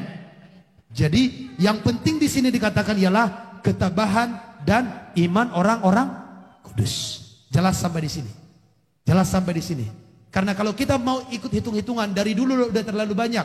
Ketika datang Google juga dibilang dulu tanda antikris. Karena tanda huruf www itu kalau dilihat angkanya dalam tulisan Yunani itu 666. Dibilang berarti kalau orang yang pakai Google ikut antikris. Enggak juga. Sekarang gereja pun pakai Google. Bahkan kita pelayanan ini pakai Google ini. Haleluya. Amin. Amin. Zaman Barack Obama dikatakan sudah ada ya chip dari Barack Obama. Booming dulu itu kemana-mana. Dikatakan tahun 2017 akan terjadi pengangkatan karena chip sudah ini. Barack Obama udah ganti sekarang. Bahkan sampai ganti dengan Donald Trump. Belum terjadi itu. Orang banyak menafsirkan. Tapi intinya Tuhan bilang apa? Berjaga-jagalah. Kamu tidak perlu urusin kapan dia datang, tapi Tuhan mengatakan berjaga-jagalah. Markus 13 ayat 32 dan 33. Markus 13 ayat 32 dan 33. Markus 13. Ya. Tetapi tentang hari atau saat itu, tentang hari atau saat kedatangan Tuhan, tidak seorang pun yang tahu. Tidak seorang pun yang tahu. Malaikat-malaikat di sorga tidak. Malaikat di sorga tidak tahu. Anak pun tidak. Anak manusia pun tidak. Hanya Bapa saja. Hanya siapa yang tahu? Bapa. Jadi kita tidak perlu memikirkan kapan kira-kira datang dia. Tahun ini udah mulai belum Pak yang tadi, yang 3,5 tahun itu. Gak usah itu kamu sibuk mikirkan itu. Kita tidak tahu itu kapan mulainya. Gak usah capek hitung-hitung itu. Bagian kita apa? Lanjut. Hati-hatilah dan berjaga-jagalah. Bagian kita ini, hati-hatilah dan berjaga-jagalah. Sebab kamu tidak tahu bila manakah waktunya tiba. Ya, lompat ayat 35. Karena itu berjaga-jagalah. Berjaga-jagalah. Sebab kamu tidak tahu bila manakah tuan rumah itu pulang, menjelang malam atau tengah malam atau larut malam atau pagi-pagi buta. Nah, saudara, kalau begitu apa yang harus kita lakukan? Gak usah pikir-pikir kapan tanggalnya, tahun berapa. Lalu saudara pusing kira-kira menurut pendeta ini Pak 5 tahun lagi ya udah datang Tuhan Yesus. Capek kau hitung-hitung. Udah terlalu banyak yang hitung-hitung dari dulu salah terus. Ada, saya dengar khotbah seorang pendeta tadi siang. Ada pernah katanya orang Indonesia sekitar 600 orang pergi ke Israel. Mereka beryakini tahun 2017 Tuhan Yesus akan datang. Mereka pergi ke Bukit Zaitun berdoa di situ sepanjang hari sehingga pengunjung dari bangsa-bangsa lain tidak masuk di sana karena Bukit Zaitun dijajah oleh orang Indonesia. Mereka berdoa dari pagi sampai malam menantikan Yesus datang sampai besok paginya Yesus nggak datang-datang. Terlalu banyak orang yang mikir kapan tanggalnya. Tuhan udah bilang itu bukan urusanmu. Bagianmu berjaga-jagalah. Apa itu berjaga-jaga? Berdoa. Lah, kita udah bahas kan? Berjaga-jaga sama dengan berdoa. Berjaga-jaga sama dengan menjaga iman. Kita lihat sekarang. Lalu apa yang terjadi jika orang menerima tanda binatang itu atau tidak hidup dalam kebenaran? Makanya saya bilang ini panjang. Saudara harus siap. Lebih panjang waktunya. Baru sejam saya khotbah. Ya, sejam lewat 10 menit. Wahyu 14 ayat 9. Silakan. Ya, Wahyu 14 ayat 9. ayat 9. Ya. Dan seorang malaikat lain, malaikat malaikat ketiga, ketiga, menyusul mereka Iya. dan berkata dengan suara nyaring, iya, jikalau seorang menyembah binatang dan patungnya itu, jikalau kita menyembah binatang dan patungnya itu, dan menerima tanda pada dan menerima tanda pada dahi atau tangan, kepada tangannya, Iya. maka ia akan minum dari anggur murka Allah. minum apa dia? Anggur. Minum anggur murka Allah. Kalau anggur yang itu, yang sehat itu bikin kolesterol turun, saya juga mau. Tapi ini anggur murka Allah. Terus? Yang disediakan tanpa campuran dalam cawan murkanya. Iya. Dan ia akan disiksa dengan Orang api, yang menyembah patung ini, yang menerima tanda ini disiksa dengan api, Iya. dan belerang di depan mata malaikat-malaikat kudus, Iya. dan di depan mata anak orang domba. ini disiksa di neraka. Siapa mereka? Yang namanya tidak pernah tercatat di kitab kehidupan. Karena namanya tidak tercatat di kitab kehidupan, mereka menyembah binatang. Mereka sombong, mereka menghujat Tuhan. Mereka bilang, kan gak harus ibadah. Ini orang-orang yang menghujat ibadah, yang menghujat Tuhan, yang menghujat tempat kediaman Tuhan. Terus lanjut ayat 11. Maka asap api yang menyiksa mereka itu naik ke atas sampai selama-lamanya. Iya. Dan siang malam mereka tidak henti-hentinya Siang malam disiksa. orang itu disiksa. Terus Yaitu mereka yang menyembah binatang serta patungnya siapa itu. yang disiksa? Mereka yang menyembah binatang itu dan patungnya. Dan barang siapa yang telah menerima Orang tanda yang menerima namanya. tanda binatang itu, yaitu 666. 666 ini Alkitab berkata ialah teka-teki. Orang yang berhikmat kiranya dapat memecahkannya. Dan sampai sekarang belum ada orang yang dapat memecahkan teka-teki ini. Karena apa? Pembinasa kejinya juga belum muncul. Haleluya. Masih baru ajarannya. Tapi untuk langsung muncul sayalah antikris itu belum. Haleluya. Terus apa yang harus kita lakukan? 12. Yang penting di sini ialah Yang penting di sini ialah, perhatikan, ini yang penting. ketekunan orang-orang kudus Ketekunan orang-orang kudus. yang menuruti perintah Allah Iya. dan iman kepada Yesus. Terkait gak tadi dengan tanda huruf T? Nyambung gak Bapak Ibu? Tanda di tangan dan di dahi itu hubungannya dengan Yesus, saya bilang tadi. Betul gak menurut ayat ini? Ternyata orang yang tidak menerima tanda itu ialah hanya orang-orang kudus yang bertekun di dalam Tuhan dan menuruti perintah Allah dan iman kepada Yesus. Jelas ya? Saya saudara belum pernah mendengarkan pengajaran seperti ini. Tadi waktu persiapan Tuhan singkapkan rahasia ini, saya bilang Tuhan terima kasih. Ternyata itu menekankan kepada ketaatan kepada firman dan ketekunan di dalam perintah Kristus. Ada amin? Jikalau kamu hidup dalam ketaatan kepada firman, tekun di dalam mengikut Tuhan, saya yakin kamu bebas dari tanda 66. Bebas dari tanda antikris. Ada amin? Kalau kamu sudah lahir baru, perintah Kristus kamu taati, kamu tekun di dalam itu, imanmu kepada Yesus, kamu aman. Bilang kiri kanan, saya berdoa kamu aman. Bilang, kamu udah lahir baru? Kalau belum, masih belum aman. Kalau sudah, baru aman. Jelas sampai di sini. Berbahagialah saudara yang dengar firman ini loh. Amin. Saya sudah 11 tahun mendengar khotbah tentang akhir zaman, belum pernah diajarkan sebegini detailnya. Wah, tadi saya sampai mau nangis ya saudaraku. Saya bilang, Tuhan terima kasih firman ini. Selama ini saya diam tentang vaksin. Kenapa? Saya tidak mau asal ngomong. Saya harus lihat hubungannya dengan firman Tuhan. Ternyata yang menerima tanda itu, jikalau dia tidak sungguh-sungguh di dalam Tuhan, tidak lahir baru. Jadi kalau sudah pelayanan, lahir baru, dia aman. Karena Tuhan akan kasih tahu. Dan Tuhan tadi jelaskan di Wahyu pasal yang ketiga, jangan dulu kamu rusakkan bumi sebelum kami kasih tanda kepada hamba-hamba Allah. Jadi kalaupun tadinya kita belum mengerti, agak bingung, malaikat akan bertindak, tolong, tunggu, jangan lakukan apa-apa. Ini hamba Tuhan, dia melayani, dia sungguh-sungguh, dia harus dikasih tanda. Haleluya. Amin. Jadi nggak usah khawatir. Bagus baru naik. Bagus pun kita. Emang ya mau. Ya, saudaraku gak usah takut, gak usah khawatir. Makanya tergembala, jangan jadi jemaat jalan-jalan. Kalau jemaat jalan-jalan, inilah yang jalan-jalan malam ini tidak datang, gak terima firman ini. Ya mudah-mudahan dia dengarkan yang online. Yang online masih beruntung, saudara bersyukur. Walaupun tidak tergembala di sini, saudara jauh di benua sana ya, benua atau pulau sana negara yang lain, saudara dapat firman. Ini kemurahan Tuhan. Karena memang firman ini dari Tuhan. Siapa yang mau membuka hati dan membuka diri pasti diberikan Tuhan kesempatan dengan firman. Ada amin? Tepuk tangan dulu untuk Tuhan Yesus. Kita lihat Wahyu 19 ayat yang ke-20. Wahyu 19 ayat yang ke-20.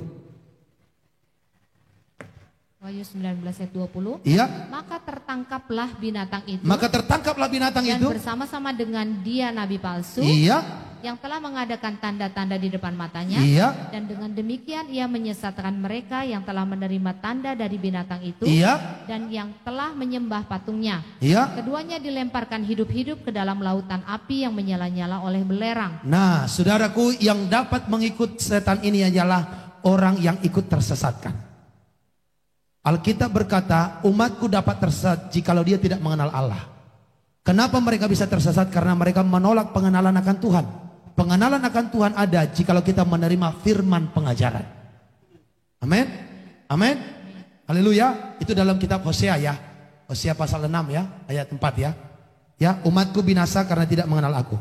Atau coba cari, Ibu Gembala, coba cepat cari ayatnya. Umatku binasa karena tidak mengenal aku.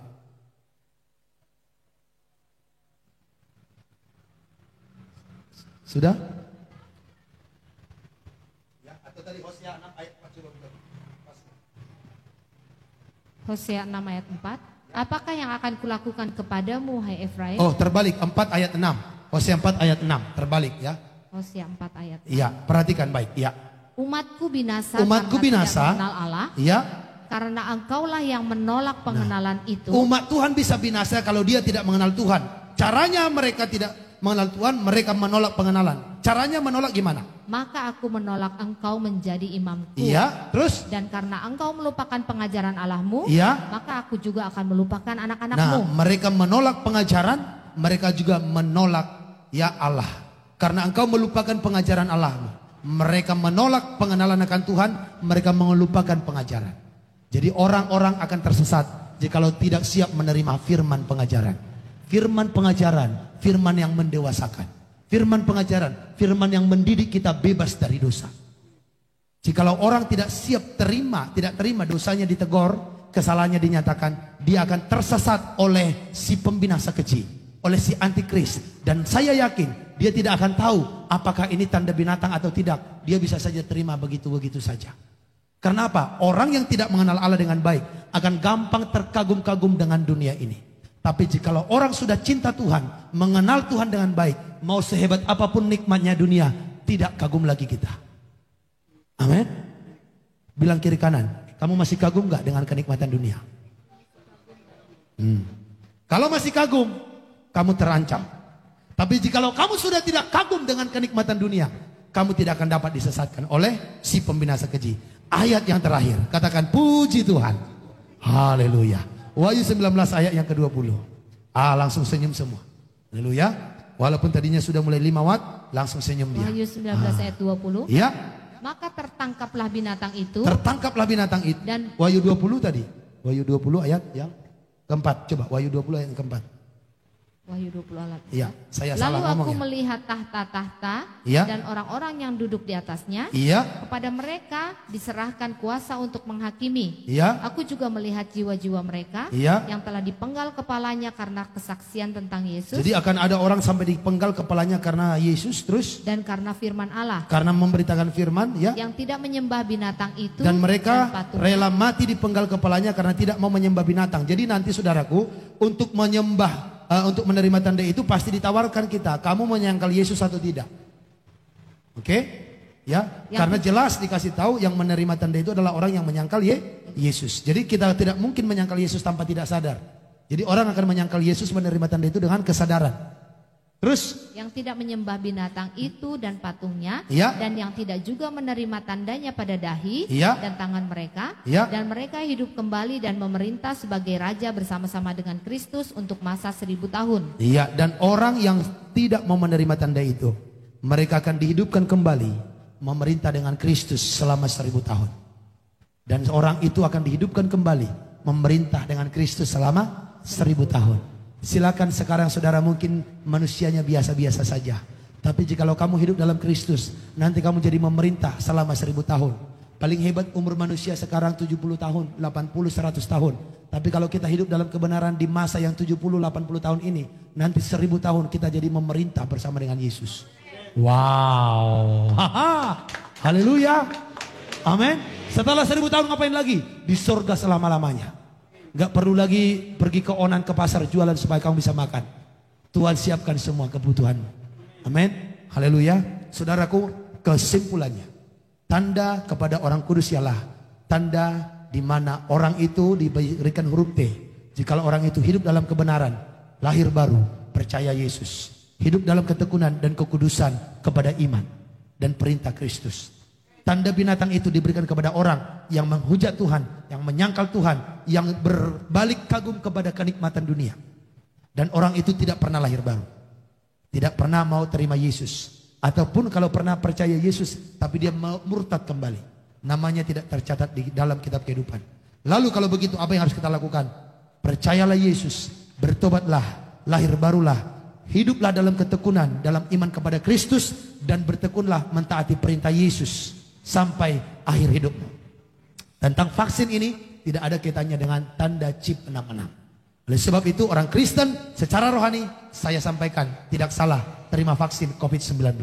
Kita dukung pemerintah untuk menyelamatkan bangsa kita dari penularan penyakit COVID-19. Kita berikan tepuk tangan yang terbaik untuk Tuhan Yesus. Jelas sampai di sini? Saudara diberkati? Saudara sudah pernah dengar seperti ini? Belum. Saudara, kita sama. Dan saya pun diberkati Tuhan. Ini kasih karunia. Sekali lagi berikan tepuk tangan untuk Tuhan Yesus. Haleluya. Kita tutup Alkitab kita. Kita akan bernyanyi untuk memuji menyembah Tuhan. Ya, haleluya.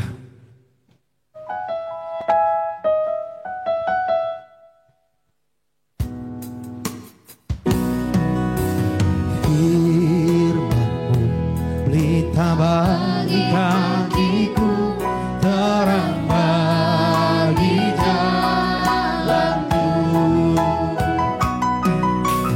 Firman-Mu pelita bagi kakiku, terang bagi jalan. Oh, firman-Mu Tuhan, firman-Mu pelita bagi kakiku, terang bagi. Haleluya. Waktu ku bimbang, dan hilang jalanku, tetaplah Kau di sisiku, dan takkan ku takut asal Kau di dekatku, besertaku selamanya. Semua katakan, angkat tanganmu, katakan. Firman-Mu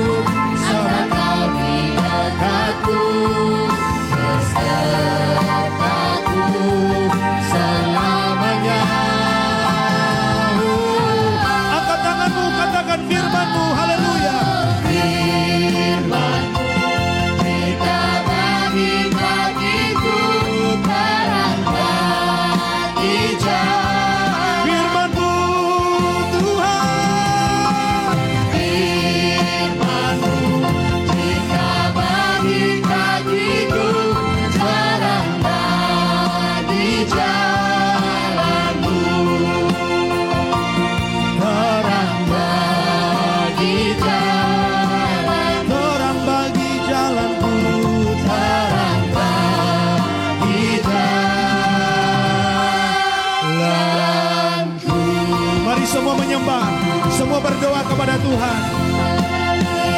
Orang yang tidak menerima tanda itu ialah orang-orang yang sungguh-sungguh hidup dalam kebenaran, yang di dalam hidupnya dia mengeluh tentang kejahatan dan kefasikan.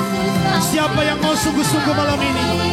Siapa yang mau sungguh-sungguh menerima firman malam ini?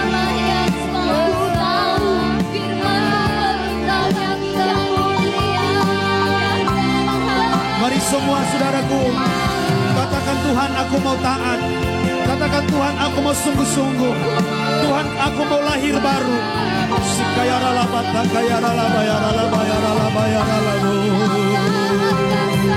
Haleluya, haleluya. Mari ambil komitmen, ambil keputusan. Engkau akan sungguh-sungguh. Engkau tidak akan mendua hati lagi ikut Tuhan. Engkau akan sungguh-sungguh. Katakan, ini aku Tuhan. Katakan, ini hidupku Tuhan.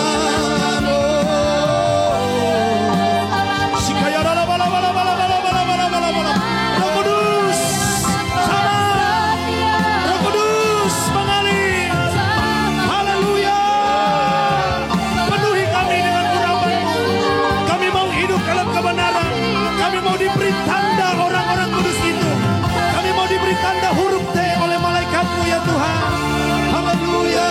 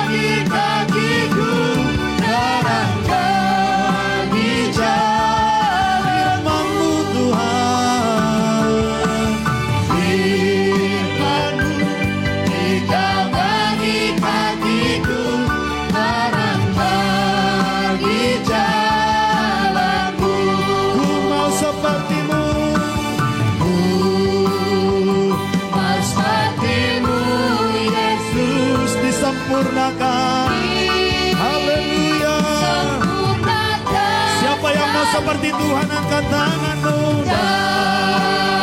Dalam setiap jalanku memuliakan nama-Mu. Seperti-Mu,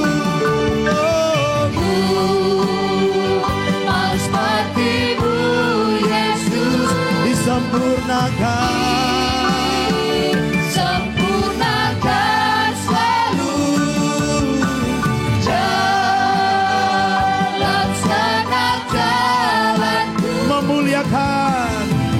Memuliakan nama-Mu dalam setiap jalan, dalam setiap jalanku, memuliakan nama-Mu, memuliakan nama-Mu. Tuhan Yesus, ini keputusan kami.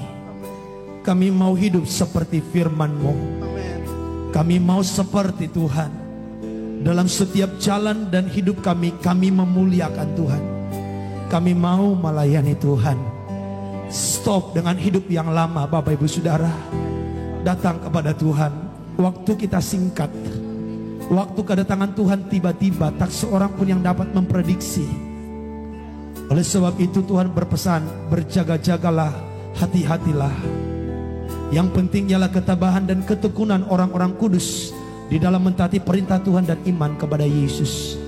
Tolong kami supaya tidak seorang pun yang kami mendengar firman malam ini terlepas dan lari daripada Tuhan. Tidak ada yang jatuh ke dalam tanda antikris. Tidak ada yang jadi menyembah binatang itu ataupun menyembah patungnya. Kami tidak mau tersiksa dengan disengat oleh yang digigit oleh kalajengking itu. Kami tidak mau Tuhan Yesus dicampakkan ke perapian yang menyala-nyala, yang siang malam disiksa tidak ada henti-hentinya. Kami mau lepas dari semua itu. Kami mau memerintah bersama-sama dengan Kristus di dalam kerajaan 1000 tahun. Tuhan tolong kami. Roh Kudus, Engkau ada untuk menolong kami hidup dalam kebenaran. Penuhilah kami malam ini.